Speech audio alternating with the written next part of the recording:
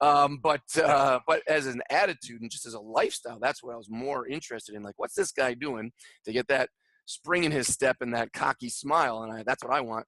So that's what started it. I just wanted to be like Bruce Lee, like many, many, many others. Welcome to Martial Mindset, where we delve into some of the leading minds in business, martial arts, and academia to find out what truly makes success in any field of life. We are the fight coaches who will motivate and inspire you to level up your game, no matter how big or scary your goals may be.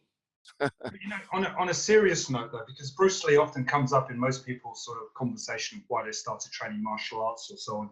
I mean, do you feel that he was iconic in inspiring a generation? And if so, was it his philosophy or was it, because I mean, there's different ideas behind, and my thoughts and process of it anyway.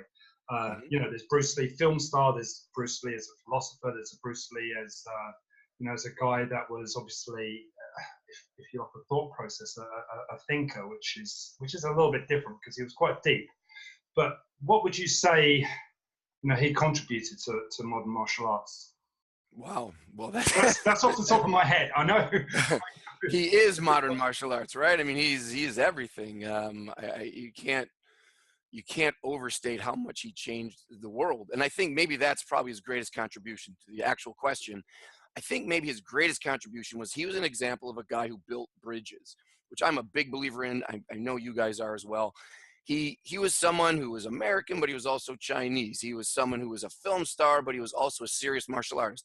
He was a teacher, but he was a student. He took philosophy from everybody, whether you're a fencing guy or you're a boxing guy or you're a kung fu guy or a philosopher, the Indian philosophers. I mean, and to page through the Tao of Jeet Kune Do without even knowing it, I was just looking at one man's tolerance and open-mindedness, and that really became the major instruction I think that we can take from Bruce Lee. He wasn't coming on just saying, I'm a Chinese guy and I do a Chinese style and I'm going to force this into everybody's life. It was quite the opposite. He just had this really open-minded attitude, which without even knowing it, then I adopted too. Like, yeah, well, I can be open to, I should pick up that boxing book and take another look, or what are those wrestlers doing over there? Hey, I'm going to go talk to that guy and this guy. Yeah. That to me is just the culture of open-mindedness, which then gets lost because people then go, oh, well, what did he do? He did Wing Chun. I'm going to go do Wing Chun. And then maybe they never look outside their kung again and like, problem.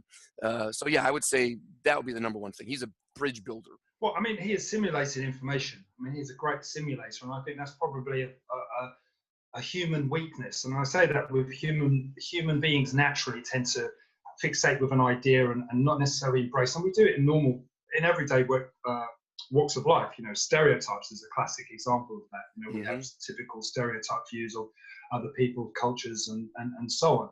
What he did was he was able to assimilate, and I think that's the most important thing, and think outside the box and think, okay, what can I take from this?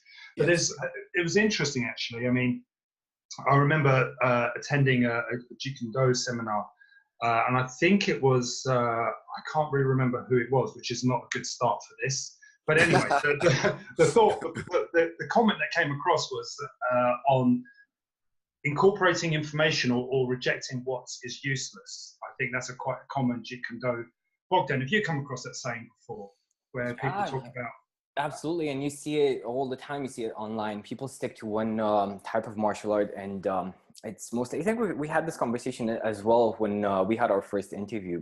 People love to stick to what their sensei Sifu says and regard it as the universal truth. But what I love about your YouTube channel, Ando, is that you have people from different styles, right? And you ask their input, you ask their opinion. How do you do this, right? Sure. And you just open people up to more options.